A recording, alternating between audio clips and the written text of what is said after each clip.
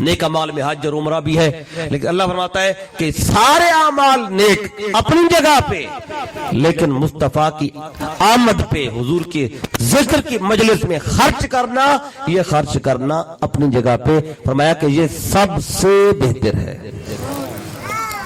اتنا بہتر ہے آقا کی آمد پہ خوش ہونا، خوشی منانا اتنا بہتر ہے۔ اگر یہ عمل کافر بھی کرتا ہے تو اللہ اس کو بھی کچھ نہ کچھ دیتا ہے۔ اب ابو لہب کے بارے میں کوئی شک ہے کہ وہ اس کے کفر پہ، جس کے کفر پہ قرآن کی سورت نازل ہوئی ہے، اور قرآن کہتا ہے تبت یدا ابی لہب وتب ما اغنى عنہ مالہ وما کسب سیصلی نارا ذات لہب وامرأتہ حمالۃ الحطب فی جیدہا حبل من مسد۔ پوری سورت نازل ہوئی، اس میں اللہ نے اس کے جہنم میں جانے کا، آگ میں جلنے کا سارا ذکر کر دیا، ہاتھ کے ٹوٹنے کا ذکر کر دیا۔ اس کے باوجود بھی جس دن آقا کا میلاد ہوا اور سویبہ جو باندھی تھی وہ خوشخبری لے کے آئی کہ اے ابو لہب تجھے بھتیجا پیدا ہوا ہے، تو ابو لہب نے خوشی کی محمد بن عبداللہ سمجھ کے کیا کیا، انگلی کا اشارہ کیا اور سویبہ کو کہا تو آزاد ہے اس خوشی میں۔ پکے کافر نے مصطفیٰ کے میلاد پر خوشی کی اظہار کیا، باندھی کو آزاد کر دیا، جا تو آزاد ہے۔ تو جب آزاد کر دیا تو جب یہ مر گیا ابو لہب، تو اس کے مرنے کے کچھ عرصے کے بعد حضرت عباس رضی اللہ تعالیٰ آپ نے خواب میں دیکھا، یہ بھی آقا کے چچا ہے، حضرت عباس رضی اللہ تعالیٰ عنہما خواب میں دیکھتی ہے، اور اس حدیث کو امام بخاری نے روایت کیا ہے۔ امام بخاری جیسا محدث اس حدیث پاک کو لے رہا ہے، خواب میں دیکھا، پوچھا کہ کیا حال ہے، ابو لہب سے پوچھا، کہتا ہے جی کہ میں سارا ہفتہ عذاب میں جلتا ہوں، لیکن جب پیر کا دن آتا ہے نا، سوموار جو آج ہے، پیر کا دن آتا ہے تو کہتا ہے میری انگلی سے ایک پانی سا نکلتا ہے اور وہ پیتا ہوں تو میرے عذاب میں کمی واقع ہو جاتی ہے۔ اچھا پھر آگے محدثین نے لکھا ہے اور وہ خود بھی کہتا ہے اس وجہ سے مجھے لگتا ہے کہ چونکہ مصطفیٰ کی ولادت پر میں نے اس انگلی سے سویبہ کو آزاد کیا تھا، تو اس وجہ سے وہ دن جب بھی آتا ہے مجھے بھی کچھ نہ کچھ مل جاتا ہے۔ تو مصطفیٰ کی میلاد کی خوشی میں پکا کافر اگر یہ عمل کر لے اللہ اس کو بھی نواز رہا ہے، تو اگر مومن خوشی کریں گے تو اب اندازہ لگا لے اللہ کتنا نوازے گا۔ پھر جس نے بھی آقا کے ساتھ پھر تعلق رکھا، نسبت رکھی، اب یہ ایک فتنہ ہے، آج وہ فتنہ زیادہ سر اٹھا رہا ہے، اس پہ میں چاہتا ہوں دو باتیں بول دوں۔ کیوں رات کل بھی مجھے ایک دوست نے فون کیا جھنگ سے، کہتے ہمارے جہاں ایک مولوی صاحب بھی پڑ گئے اس بات پہ، تو آج سے کوئی ہفتہ 10 دن پہلے بھی ایک جگہ پہ باقاعدہ وہ کانفرنس ہوئی تھی، اس میں شامل ہوا، وہ حضرت ابو طالب علیہ السلام آپ کی شان پر تھی۔ اس ایک فتنہ ہے جو آج جو کہ جن کے دل میں مولا کائنات کے بارے میں زنگ ہو نا، مرض ہو، پھر وہ کسی نہ کسی طریقے یہ فتنے اٹھتے رہتے ہیں۔ میں نے ابھی ایک حدیث سنا جس میں پکے کافر نے، جس کے کفر پہ کسی کو شک ہی نہیں ہے، اس نے اگر مصطفیٰ کے ساتھ تھوڑی وفا کی تو قبر میں، حدیث بخاری کی ہے، اسے بھی اللہ کچھ نہ کچھ دے رہا ہے، اور لوگ منہ کھولتے ہیں حضرت ابو طالب کے حوالے سے۔ تو پرسوں کی بات ہے، مجھے جھنگ سے ایک دوست نے فون کیا، کہتے ہیں جہاں ایک مولوی صاحب ہے تو انہوں نے یہ جمعہ پرسوں جو گزرا ہے جی اس پہ بڑی عجیب عجیب باتیں کی حضرت ابو طالب کے حوالے سے، کہنے لگے ہم پریشان ہیں، ہمیں ذرا بتائیں کہ تحریک منہاج القرآن کا موقف کیا ہے حضرت ابو طالب کی۔ میں نے کہا آپ کو نہیں پتا، ہمارا تو موقف ان کے ایمان پر ہے، ہم کوئی شک اور تردد میں اس کا شکار نہیں ہے، ہمارا تو دو ٹوک موقف ہے ان کے ایمان کے اوپر۔ اگر کوئی الگ اپنا موقف رکھتا ہے 1000 دفعہ رکھے، لیکن اس پہ میں آپ کو دو باتیں قرآن کی بتا دیتا ہوں، اس پہ وقت ہوا اور موقع ملا انشاءاللہ، اور شان حضرت ابو طالب علیہ السلام پہ میں پورا خطاب کروں گا، ضرورت پڑی نا، محسوس ہوئی تو انشاءاللہ میں صرف قرآن سے بیان کروں گا۔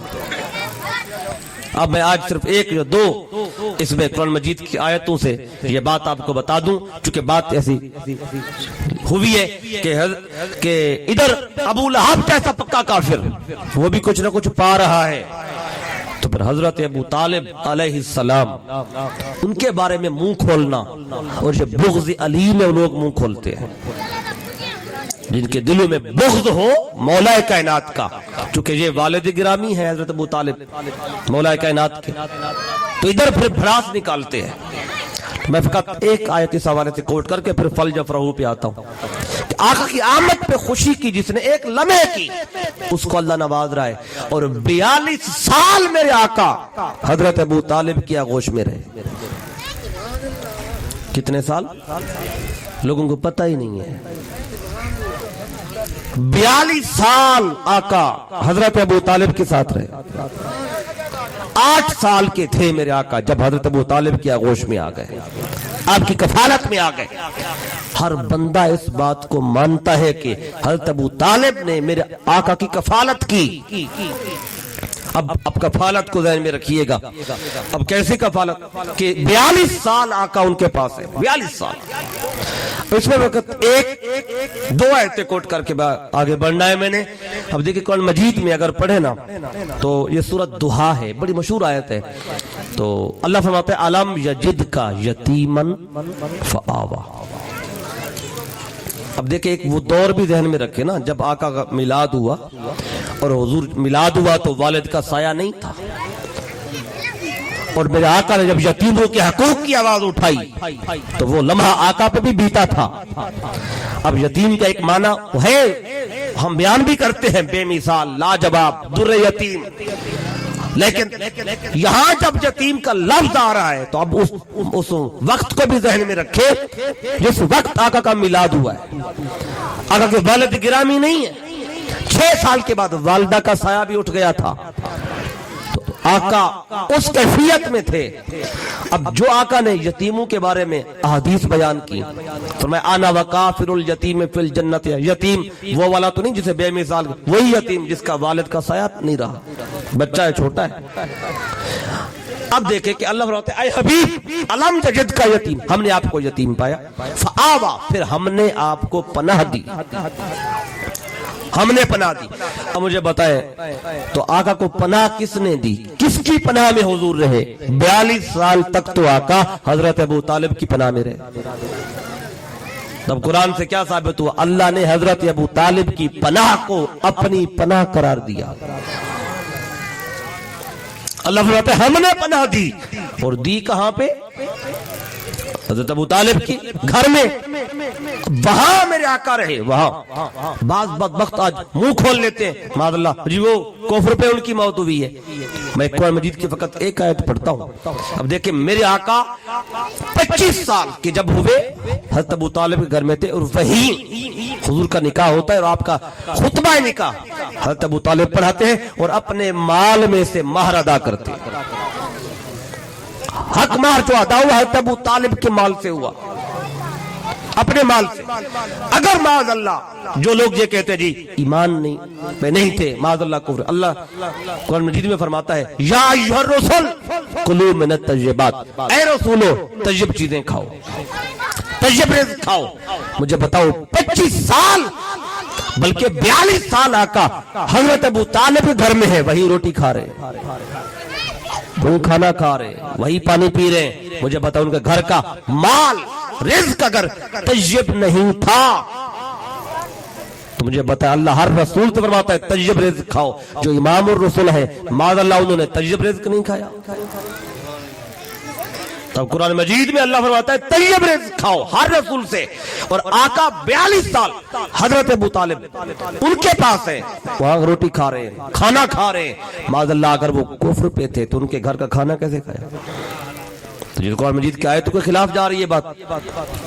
اب ایک آیت یہ، دوسری میں نے کہا الم یجدک یتیما فآویٰ، کہ اللہ نے فرمایا اے حبیب ہم نے آپ کو یتیم پایا اور پھر ہم نے پناہ دی۔ پناہ حضرت ابو طالب کے پاس دی ہے۔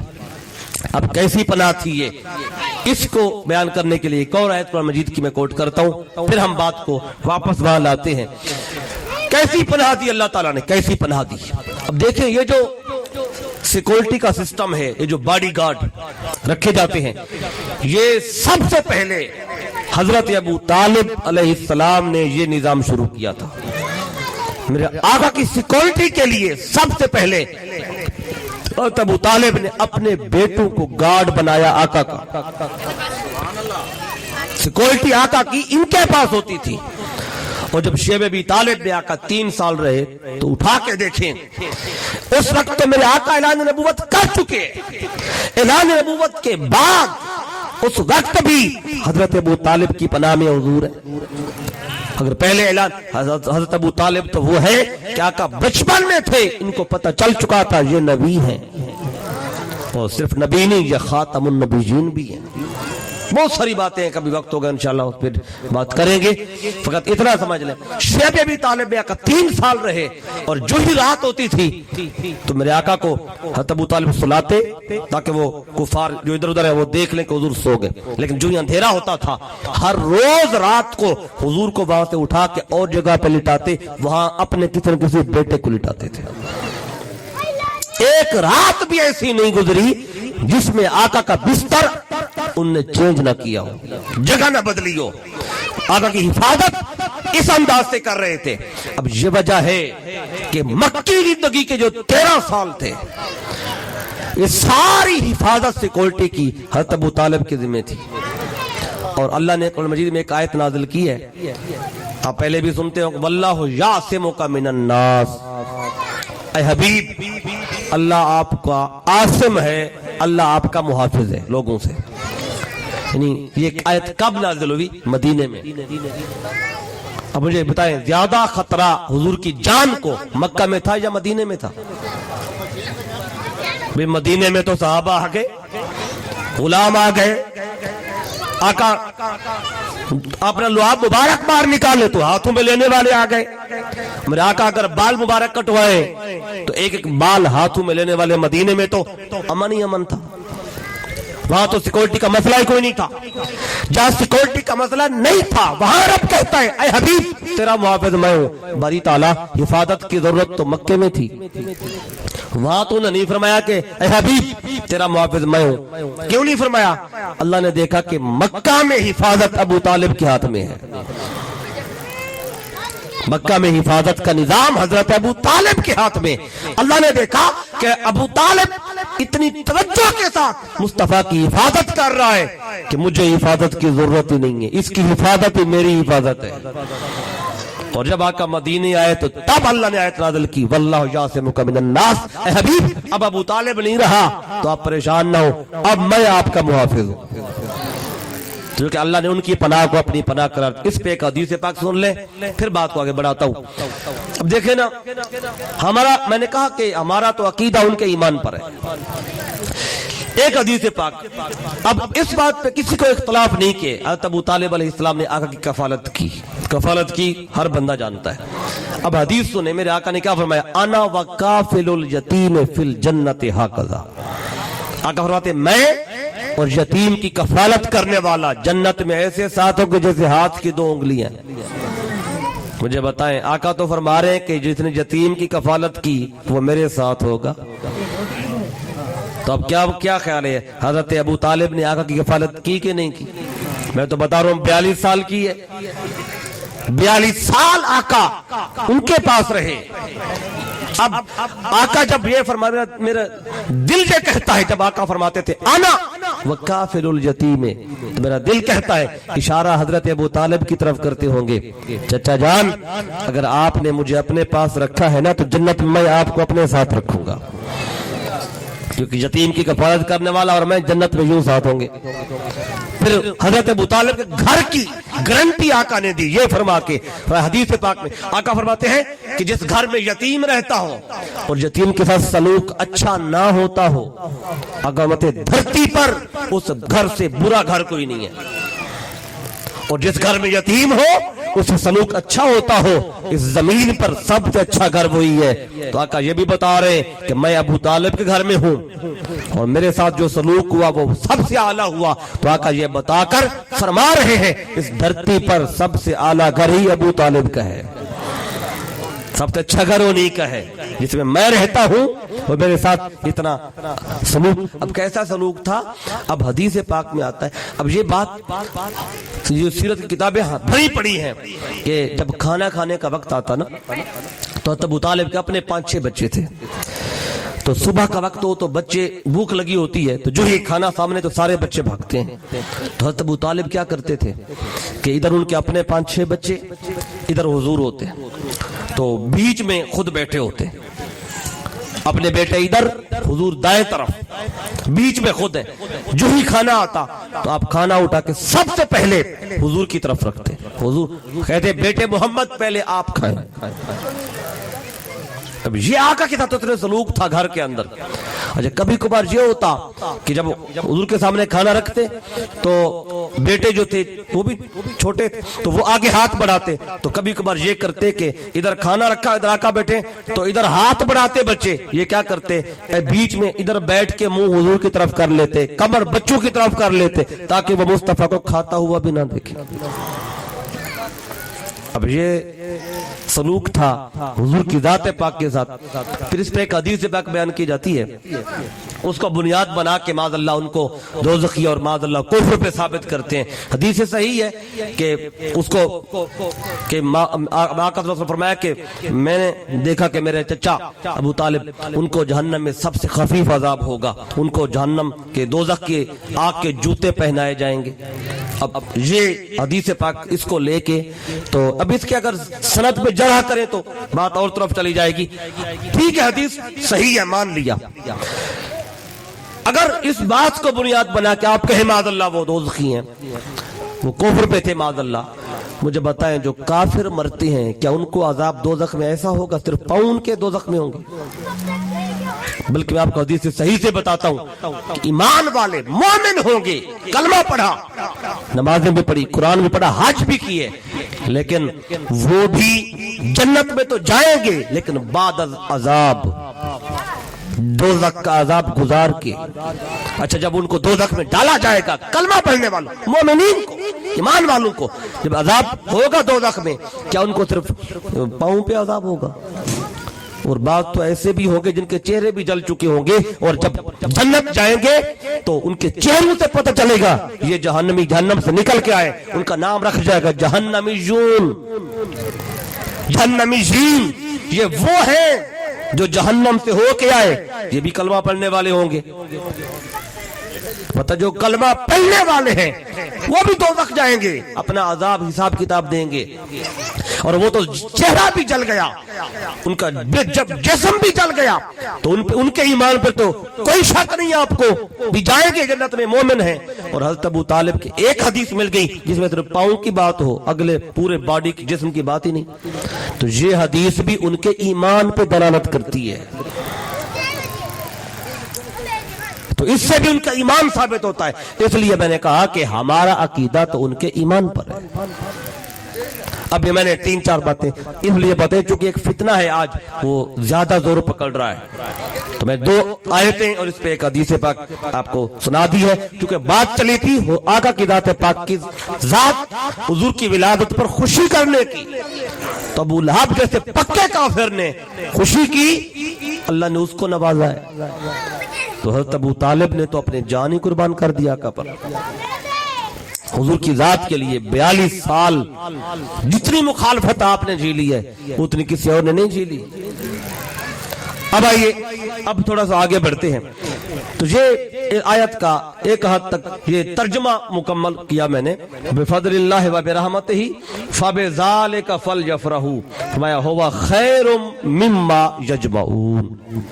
اے حبیب انہیں بتا دیں جب فضل و رحمت آئے انہیں چاہیے اس فضل و رحمت کے آنے پر خوشیاں منائیں, اور خوشی منانا ہر اس شے سے بہتر ہے جس کو یہ جمع کرتے ہیں. اب خوشی منانا یہ اللہ تعالیٰ کا حکم ہے, خوشی منانی چاہیے, لیکن اللہ نے قرآن مجید میں خوشی منانے کا طریقہ نہیں بتایا. کہ اس طریقے پہ ایسے نہیں ایسے مناؤ. اللہ نے طریقہ نہیں بتایا. کیوں مطلق رکھا ہے؟ کیوں مطلق رکھا؟ فرمایا کہ بس جس طریقے سے بھی خوشی مناؤ گے، جو طریقہ جس علاقے میں خوشی کرنے کا طریقہ ہے وہ طریقہ اپنا لو، مصطفیٰ کی ولادت کی خوشی منا لو. تو یہ چونکہ پورا اپنا صوبہ پنجاب دیکھ لیں یا پھر ملک پاکستان